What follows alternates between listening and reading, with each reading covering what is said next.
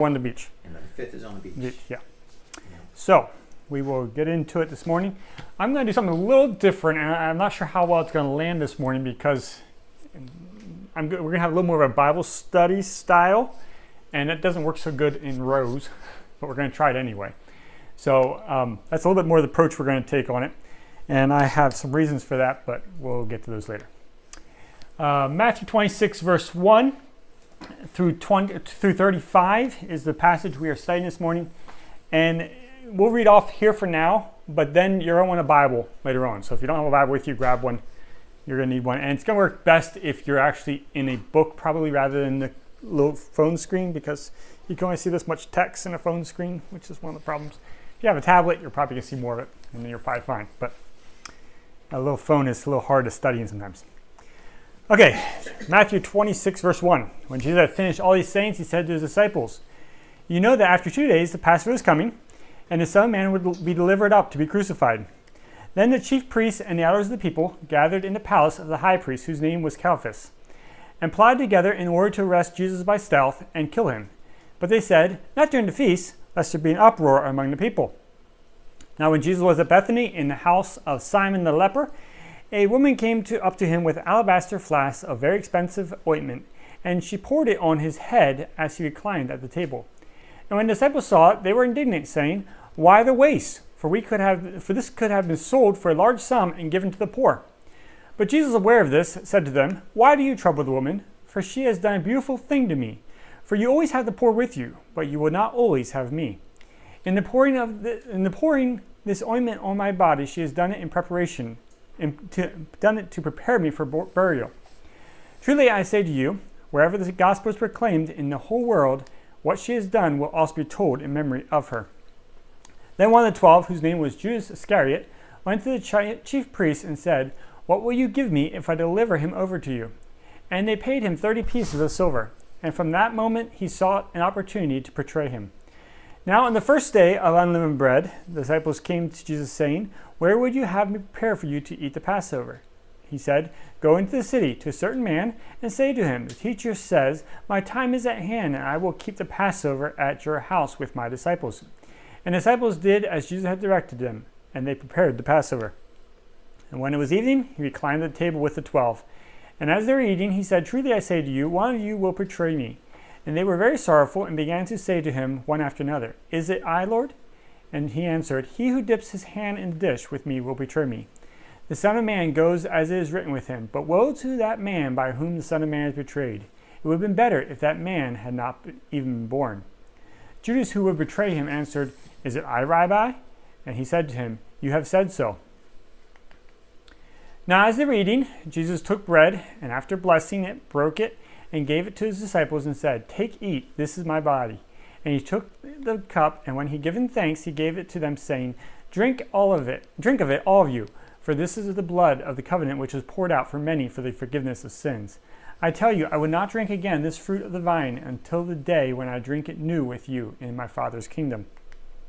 And when they had sung a hymn, they went out to the Mount of Olives. Then Jesus said to them, "You will fall away because of me this night. For it is written, I will strike the shepherd, and the sheep of the flock will be scattered. But after I am raised up, I will go before you to Galilee." Peter answered him, "Though they all fall away because of you, I will never fall away." Jesus said to him, "Truly I tell you, this very night, before the rooster crows, you will deny me 3 times. Peter said to him, "Even if I must die with you, I will not deny you." And all the disciples said the same. Okay, pull out your Bibles. Find a Bible beside you. Matthew 26 is where we're going to go to. And you can start finding that in a while. The question of who is Jesus? This is really interesting, asking Jewish people or listening to Jewish scholars discuss who Jesus is. Because they do not accept, they're not Messianic Jews, do not accept that he is the Messiah, and so they have to have some category to put him in. You may remember these couple categories from a number of weeks ago in the Jewish history lecture, but these are the basic 4 categories that people fit in the time of Jesus. You have the zealots, or the zealot, sometimes it's pronounced in English, but zealot is more correct. They were the guerrilla fighters. They were there ready to overthrow Rome, and they were very active at trying to do so. There's other things that they were involved with, but we'll put that in that category. They were the guerrilla fighters. They were the ones who were the militants. They were yeah, you get the idea. Across from them, you have the Sadducees. They were more traditionalists. They were the ones who were in power at the time of Jesus, but they were, for the most part, okay with Rome. They had no problem with Rome. Rome left them in power, put them in power, and so they didn't have so much problem with Rome. So you can see the conflict already starting. Many times the Zealots would turn their attention not to Rome, but to the Sadducees, and they would kill the Sadducees more often than they actually killed Roman soldiers. And so they had some conflict going on here. You have the Essenes. They were more of a mystic. They were mostly in the southern part of Israel, hiding out in the wilderness for the most part, but they were also throughout Israel. And then you have the Pharisees, and they were the kind of fundamentalist teachers, lecturers. You could say they're the academics in many ways. And who is Jesus? And it's interesting listening to Jewish scholars argue about this point. And today, the passage that we're reading today is one of the evidences that some Jewish scholars say Jesus wasn't Essene. Right here. And there's a couple reasons why they say that. Number one, he was observing Passover on Thursday instead of Friday. The Essenes did it on Thursday, everybody else did it on Friday. So that's one reason why they think he was Essene. Another reason is there's no indication they had a lamb there at the Passover. There's nothing said about a lamb at the Passover. The Essenes did not use a lamb at their Passover because they believed that with the temple being conquered by Rome, the lamb just didn't fit anymore. And so until they had their temple back, they were not going to have a lamb at their Passover. And maybe Jesus is that lamb, and maybe that's why he observed it on Thursday. He's saying, you Essenes have a few things right, and I'm going to reflect you in those few things you have right. But then sometimes he kind of sided with the Zealots. Sometimes he sided with the Sadducees. Sometimes he sided with the Pharisees. And so they had this huge debate about who is Jesus. And they can't quite figure it out. Why? Maybe Jesus is something more than just one of these political classes. Maybe he is the Messiah. And that's why he doesn't fit in any of the categories.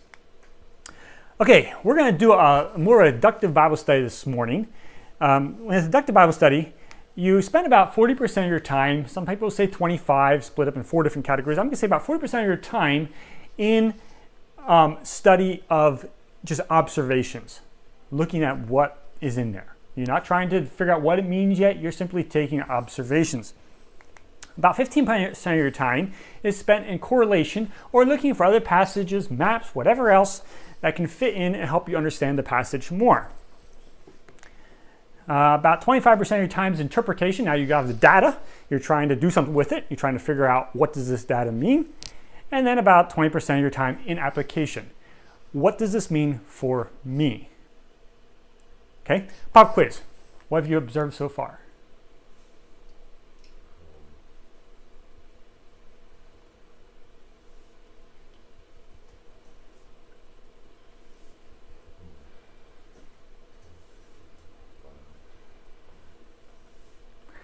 I like the way you're thinking, Mike. Yeah. Anybody else pick up on it? That it doesn't add it to 100. That doesn't add up to 100. Now, some of you may have picked up on that right away, but you were questioning your math skills because you figured I got it right. No, I put it wrong because I was trying to see how good we are at observation. People in the West, Americans, are terrible at observation. How many times do we see somebody walk up to a door that says, use next door, and they're trying to yank the door open? Or push button for entry, and they're trying to yank the door open? We're terrible at observation. We don't read, we don't look around us, we just kind of go through life trying to figure it out. This is something we have to learn. And really, most of us have to enter back into preschool or first grade to study the Bible because we have never learned how to observe. So we're going to spend quite a bit of time this morning in observation. One shortcut that people in the West have done is they simply get rid of observation. We start with correlation, and we simply try to synchronize all the 4 Gospels together and try to figure out how this whole thing worked instead of just saying, what is Matthew saying about this text? And so we just skip over observation, go to correlation, and then we may put a little bit of observation in there, but probably not much. We go to interpretation, we spend a lot of time with interpretation, and then we spend a little bit of time application at the end if we get that far. That's how Westerners tend to study the Bible. Not a good way of doing it. That's how we tend to do it. Okay, so one method I'm going to give you this morning, you can pass these out, pass them back to Matt, is first of all, you read and reread the text until it is quite familiar. So before I wrote anything down or did anything with the text this morning, I probably read it 20 times, maybe 25 times. You just read and read and read until you kind of know where you're at. You can almost read it in your sleep. You're not memorizing it, but you are reading it a lot and you're very familiar with it. And then you copy down the main points of each thought. Many times it's each verse, but sometimes some verses come together or separate it out. And if you get the paper, you'll see that I do that a little bit. Third, you highlight the main points of the passage. And then you need to determine the organizational structure. If you don't determine the organizational structure, you will miss the point that the writer is trying to get across. Matthew always has a point in the way he is writing. Always does. And he is probably the one that is the most obvious that. Paul also always has a point with it. But Matthew is not concerned about is this history accurate so much in the right order. He is pulling stories from wherever and fitting them in to create the narrative that he wants to get across. And we look, well, then can we trust him? Well, in the West, we do it differently. We record our history. We get it accurately written down as much as we can. But then when we look at the history, we immediately try to make points out of it and try to do what Matthew is doing all in one jump. We do it in 2 steps. And so we twist history around. Sometimes you hear that. Twist history around to make it say what you want to say. Well, Matthew's doing the same thing. Everybody does it in history. I don't care what culture you come from. You do the same thing. Matthew is just doing it all in one step. I have this right here is the first 13 verses that I have down here. And so, by the way, if you're looking at there's 2 different sides. Look at the side that has no bolding on. It says on the top, main points of each thought/verse. That's the side you want to look at for now. Leave the boarding and go for now. So, verse 1, pull your Bibles out now. This is why you need your Bibles, because you have to have it side by side.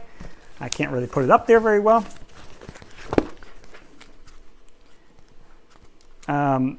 So verse 1, came to pass when Jesus had finished all these things, he said to his disciples. So what's the main idea there?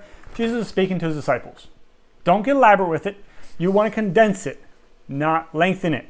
If you have to write a commentary out that's twice as many words as the verse, you're doing it wrong. You want to condense it. You want to minimize it down to as few words as possible to get the idea. Number 2, verse 2, you know that after 2 days in the Passover, the Son of Man will be delivered up to be crucified. So the Passover is coming. I will be crucified. That's all you need to write down. Don't put anything more down. We're not trying to figure out what it means. We're just simplifying the text with a few words to get the main point. And you can see down through what I did there. So just take a little bit of time. Now we're going to just pause for about 2 minutes. Look at the verse. Look at what I wrote down. And if you have anything that you think would be changed different, you can either write it down or you can just put in your head. But just take a few minutes to look down over the next 35 verses or as far as you can in about 2 minutes.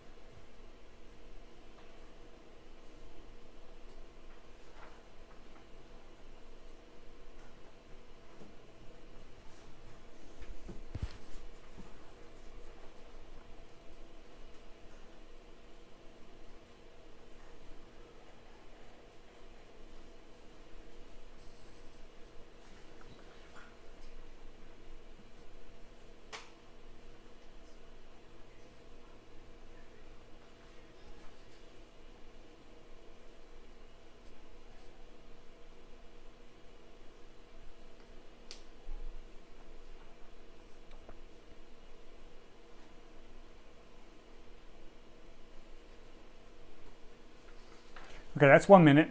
You can keep looking for 1, 2, but now we're going to make observations off of what you've seen so far. Is there any observation that you would have changed or you have added or taken away from?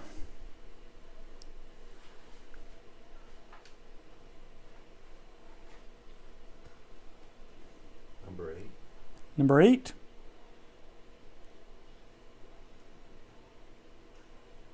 Okay, what would you say about that? You didn't mention Judas.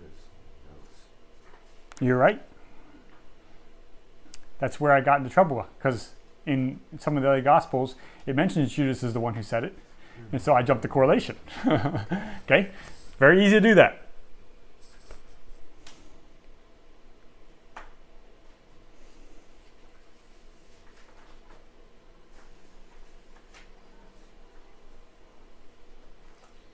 In verse 2, when he talks about himself being crucified, he uses the term the Son of Man. Mm-hmm. I'd want to jump to correlation because he just finished describing himself as the Son of Man repeatedly Mm-hmm. in the Olivet Discourse, but just note that We tend to want to jump to correlation very quickly. yeah. And observation is one of the hardest skills to teach because we don't do it. And you have to really dumb down our thinking sometimes. We want to make elaborate thoughts and elaborate arguments. No, it's going back to simplicity. It's becoming a 5-year-old again. Because kids do great observation. They're always asking why. They do great observation. But somehow we lose that. And we need to return back to a 5-year-old again to do good observation.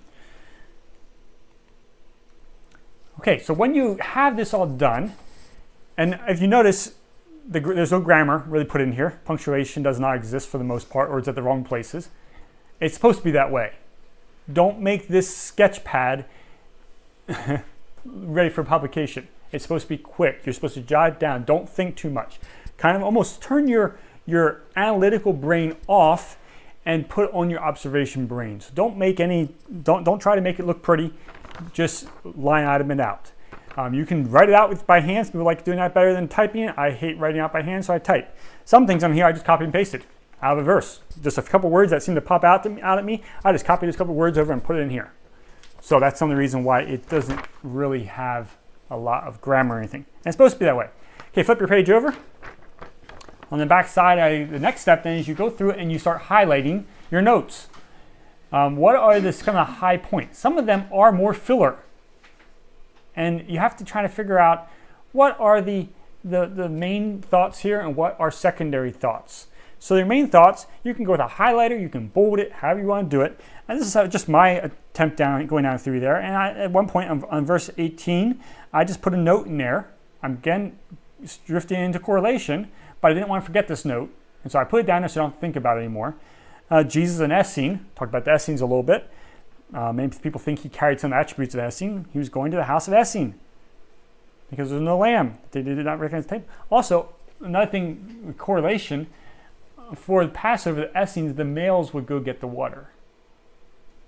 Normally that was a women's job. But for Passover, the men would go get it. That might be why there was a man going to get water. Maybe. Don't know. It's correlation.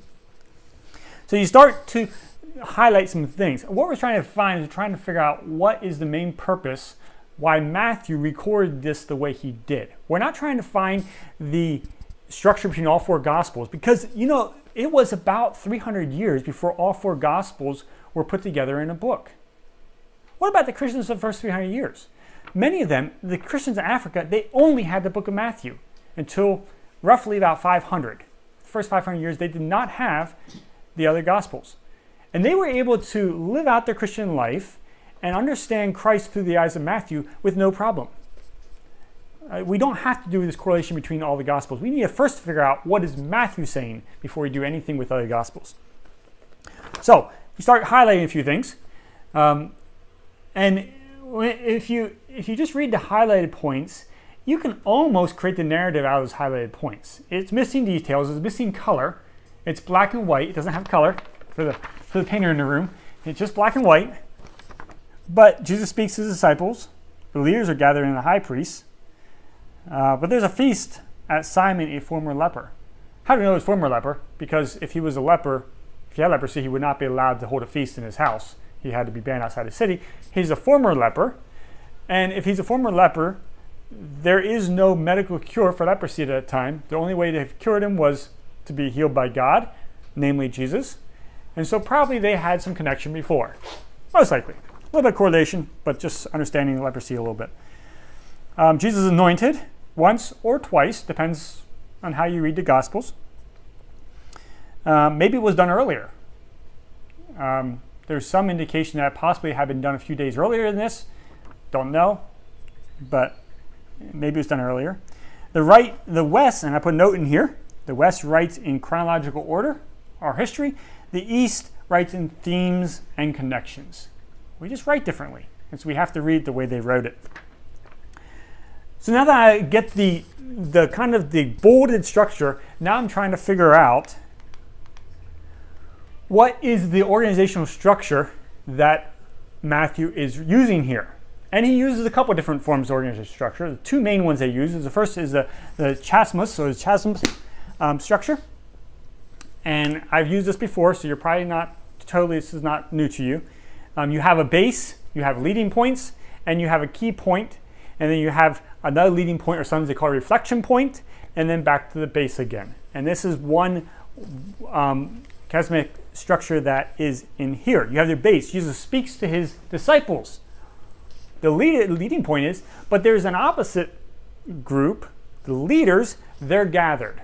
And you have this conflict right on. Jesus is speaking to his disciples, but the leaders are over here gathering in verse 3. Then you get to, we'll skip the main point, the key point for now. Later on, you see that one of the bases is the woman is his disciple. She loves him. She's not named here, so let's not name her yet.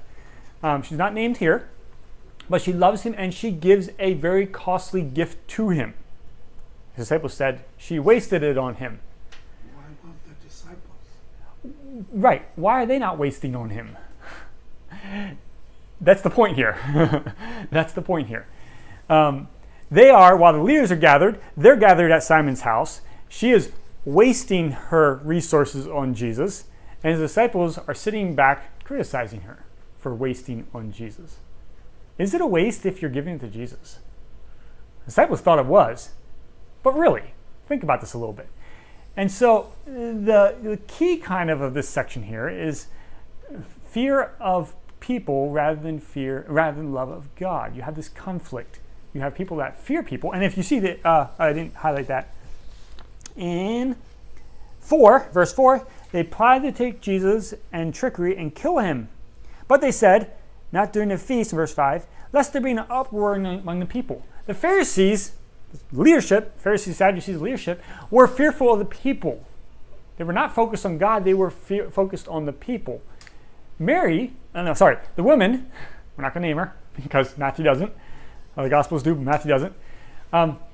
The woman was not focused on people, she was focused on Jesus.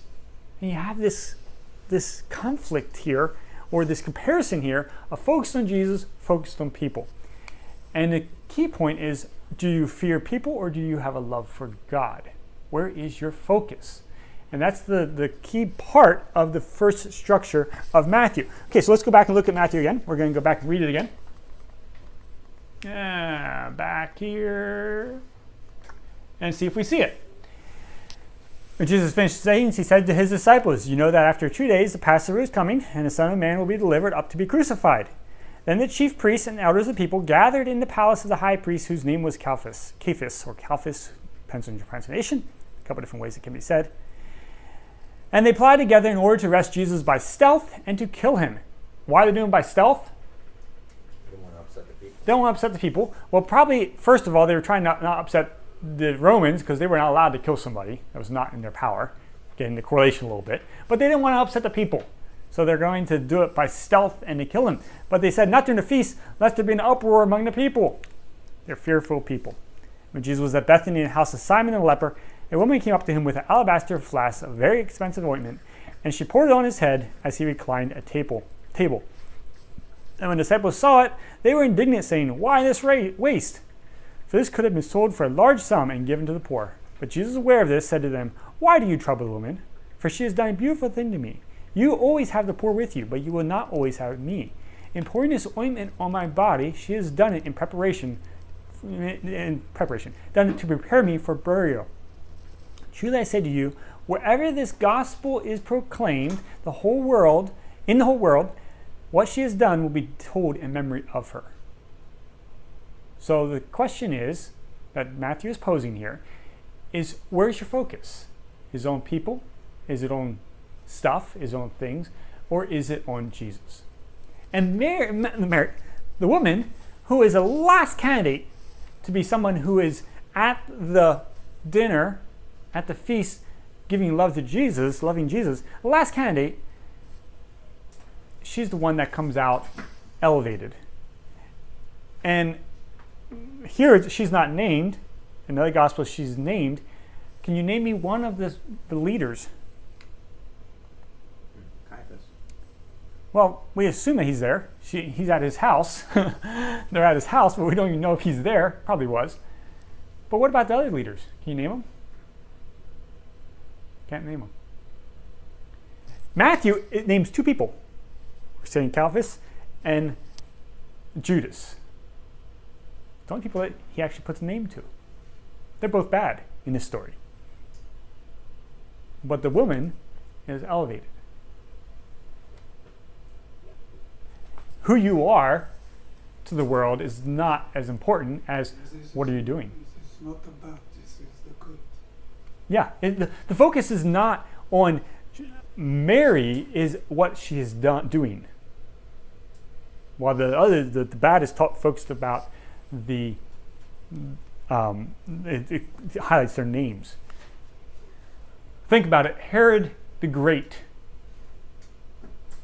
What do you know about Herod the Great? Do you know who Herod the Great is? Killed the What did he do? killed the babies, Kill babies. What else did he do? buildings. Buildings. I mean, if you study what he did, the baby killing is just a small little section of his life. And he was a ruthless ruler in many other ways, but he did amazing things, but he's known today as a baby killer.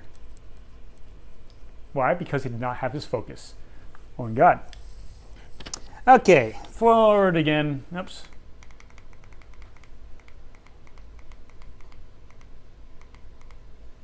Okay, so this is one organizational structure that's used a lot. Paul uses this a lot. Matthew uses this a lot. It is the primary organizational structure you will see in all the gospel, all the Bible really, even the Old Testament. This is the primary way. Today we do line item A or 1, subpoints, line item 2, subpoints, line item 3, subpoints. You don't ever see that in the Bible. That structure came in the last 300 years since the French Enlightenment, really. That structure is not in the Bible. This is the structure that's most of the time in the Bible. And the reason why this is important is your point is right here and right here. Base and the key point is what the passage is about. If you do not get the correct point, you're going to make this passage about something it's not about. You're going to be talking about a supporting role, not the main point. This is the main structure. There's another structure. It's sometimes called simple reflection or reflection structure. And this one is also here. The base, or you could say the primary point. One of you will betray me. Where is that at? Your Bible's in front of you. Jesus says, one of you will betray me. 23. Verse 23? No, 21. 21. Should I say to you, one of you betray me? And the disciples answered, with what? Is it I? Okay, so simple reflection. But I left one word out of there. What did the different disciples respond with? Look at that text very carefully. The disciples said, is it I? What does Judas say? Rabbi, is it Rabbi. What do the disciples say? Lord? Lord, is it I? And Judas responds with, Rabbi, is it I? What's the difference? Well, can Judas really call Jesus his Lord anymore? I mean, he's plotting to kill him. You don't do that with your Lord. But Rabbi simply means teacher or elevated person or something like that. He can still call him teacher, but he can't really call him Lord. Now, Matthew did not just simply put these two words separated in here by dumb luck. He had a reason for that. And I think that's his reason. He is making difference between the rest of the disciples who are saying Lord and Judas who is saying Rabbi. It's not macho. Huh? It's not macho. It's not what? It's not macho. Matthew. The person who told Matthew. Well, it is, but I mean, God directed Matthew to write it. But Matthew is also using some of his literary styles in helping make the point. Because the way we know that is because why would God chose one person to write this way, another person to write that way, another person to write that way? He is allowing them to use their own personality a little bit to create the text a little bit. The main point that's here is, am I betraying my master? Is he my rabbi or is he my Lord? That's the point of this style right here. Again, you have to figure out the literary style to figure out what the main point is. Okay, so that is observation. There's lots of other observational tools. There is probably about 15 to 18 different observational tools that are normally used in Bible study. That's one. Another one is just making comments, like popcorn style. Questions, comments. That was one that's often used too. There's lots of different literary styles. We're getting back to basic academics with observation. And you have to. It's not about thinking deeply. It's about thinking shallowly. Is that a word, shallowly? Thinking shallow, not deep. Next one is correlation. Correlation, or sometimes it's called compare. Correlation is where you're correlating other information, other chapters, context, putting all that together to help you understand what the main passage is. And we're going to pull up here Jesus' anointing. Somebody pull up the Mark 14 passage. We got 4 right there. Okay, you pull up Mark, Luke, and John. And everybody else look at Matthew as we're reading this. It's up there, 14, 3-9. And so everybody else is going to be looking at verse 6 through verse 13. Well, actually, yeah, verse 13. And as they're reading down over these passages, just look at it. What's differences? What's similarities? Like I say, the Christians for the first 300 years never did this. So is this that important? It's secondary importance, but it can be helpful. Go ahead. And beginning in Bethany at the house of Simon the leper, as he sat at the table, a woman came having an alabaster flask of very costly oil of spikenard. Then she broke the flask and poured it on his head. But there were some who were indignant among themselves and said, "Why this fragrant oil wasted? For it might have been sold for more than 300 denarii and given to the poor." And they criticized her sharply. But Jesus said, "Let her alone. Why do you trouble her? She has done a good work for me. For you have the poor with you always, and whenever you wish you may do them good. But me you do not have always. She has done what she could. She has come beforehand to anoint my body for burial. Assuredly, I say to you, wherever this gospel is preached in the whole world, what this woman has done will also be told as memorial to her." Luke?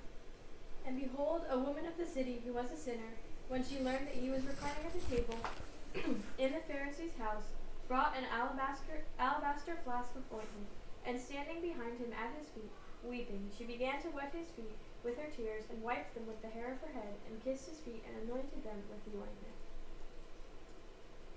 Is that the whole story, or did I chop you off? No, that's the whole That's the whole story. Okay. Then 6 days before the Passover, Jesus came to Bethany, where Lazarus was, who had been dead, whom he had risen from the dead. There they made him a supper, and Martha served, but Lazarus was one of those who sat at the table with him. Then Mary took a pound of very costly oil of spikenard, anointed the feet of Jesus, and wiped his feet with her hair. And the house was filled with the fragrance of the oil.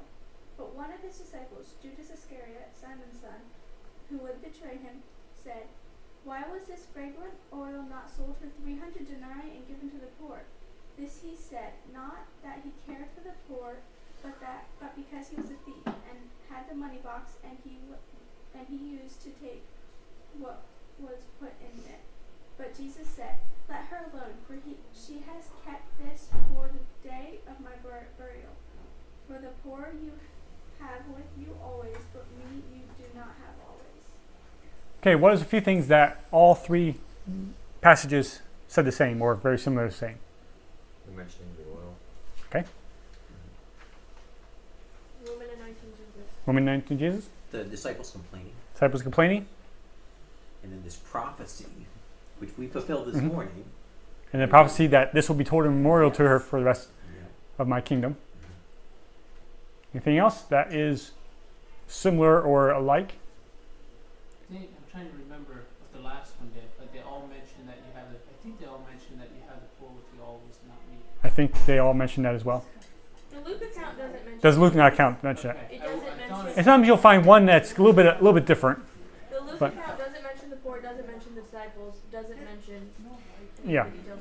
Yeah, a question if the Luke account's a different anointing. We'll get to that.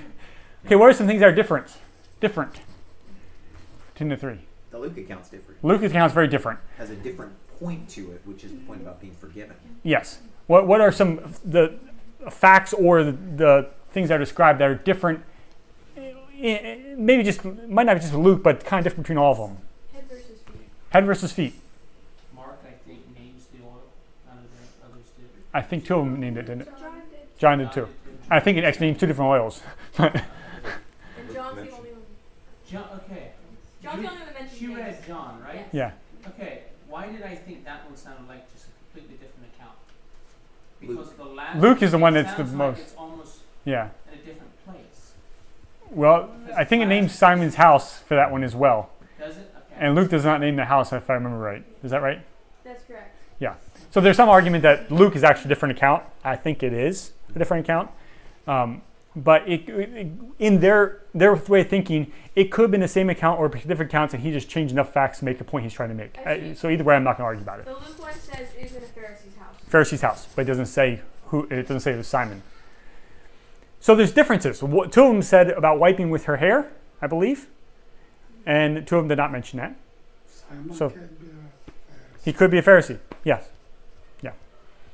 So you see there's differences and similarities. So that's some of the things when you're looking for correlation, some of the things you're looking for. Okay, we gotta keep moving because we're running out of time. Next level is interpretation.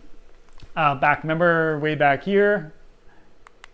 Observation 40%, correlation 15%. Maybe we're holding about right on that. Interpretation. About 20% of our time should be spent in interpretation. This varies a little bit passage to passage, but if you do your observation right and your correlation right, your interpretation does not require more than 25% of your time. Most of the time in the West, we spend 60% of our time on interpretation, and it's because we did not do our observation correctly, and then we come up with all kinds of harebrained, wild ideas. Okay, so what does the passage mean, or what point is the writer making? Nobody in the Bible records history just for history's sake. They're recording it to make a point. So what's the point? That's what we got to figure out. What is the point? focus on Jesus. That's one of them. Many people will disown me or try to destroy me. Jesus says that in a couple different ways. A few people, in contrast to a few people, my disciples will love me, honor me, and die for me, or with me. You say with me or for me. Either way works. Another point is communion is a celebration that Jesus' disciples use to remember and declare, I'm Jesus' disciple, I will love him, honor him, and die with him. That's kind of what communion is. You could also say communion is the Christian's version of a Pledge of Allegiance. They don't do that in school anymore, but they used to say the Pledge of Allegiance every morning in school. Well, this is kind of the Christian's version of that. We pledge our allegiance to love, to honor, and to die with Christ through communion. That's kind of what that is. And in that quote there, I tell you, I will not drink again of this fruit of the vine until the day I drink it new with you in my Father's kingdom. And you can jump into two different ideas of this. Was this my Father's kingdom? Is that talking about heaven to come? Or is that talking about when he was raised again and he ate and drank with his disciples? I think it was raised again and ate and drank with his disciples. I think that's what he's talking about. But I won't go into that argument. And we got kind of cutting that short. First, is there any other interpretations that we want to pull from any of this? This is a large passage, so you could come up with a number of other interpretations. It's not just one for this passage. I just pulled some of the highlights out. What are some other interpretations? Think of any others? How come this woman is focused on Jesus and the disciples who was with him, they are not? Very good question.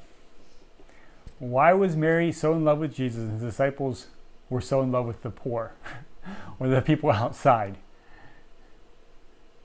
Same for the Pharisees. Jesus is really likening his disciples in many ways to the Pharisees. The Pharisees are focused on the people, and so is his disciples. But you have this woman who's different, who's focused on Jesus. What makes a difference? Because that's something we all need to wrestle with. What makes the I difference? have an answer. Go ahead. I'm gonna tell you. Okay, you're not going to tell me. Any other people have answers why there was a difference here? The disciples didn't know who they had. There's a lot of truth to that. They didn't realize at a deep level. They understood it up here academically. They believed, they said, you are the Messiah.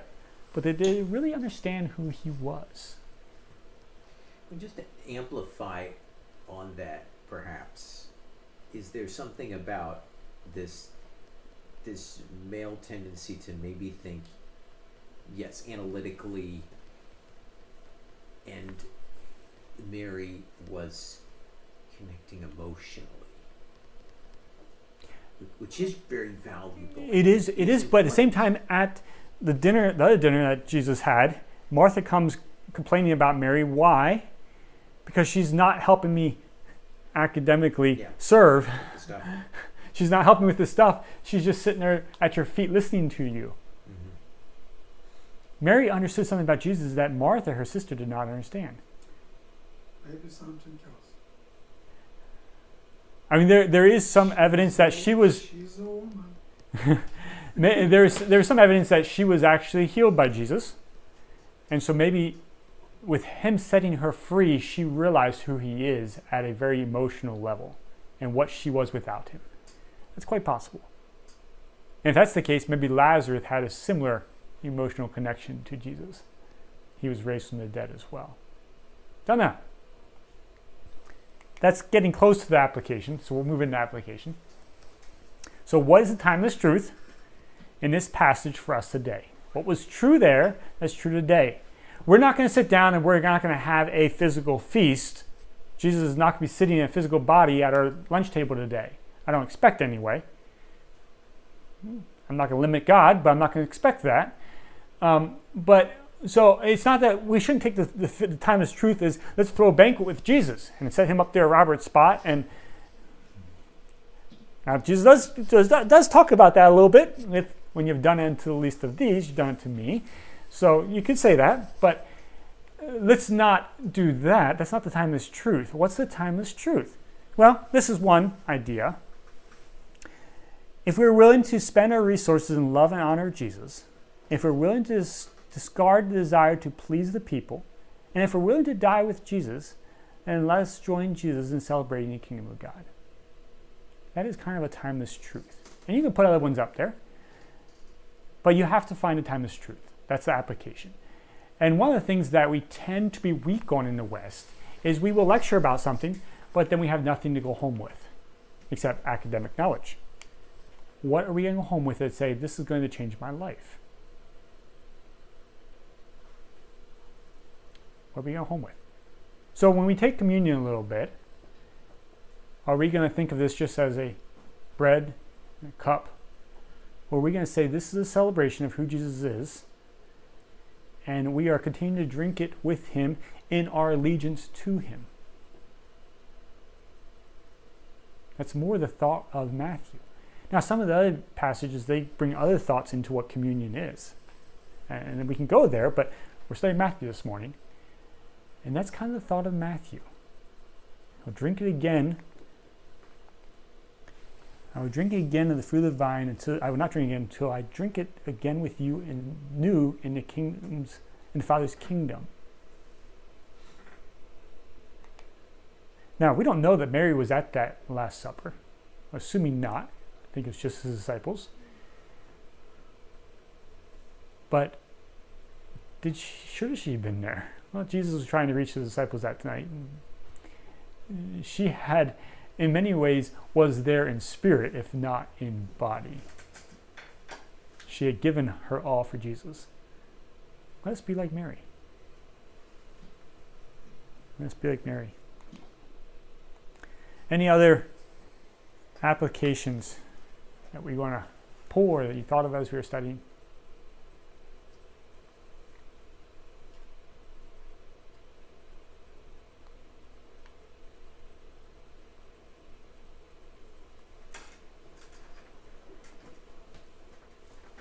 Okay, let's move into communion time.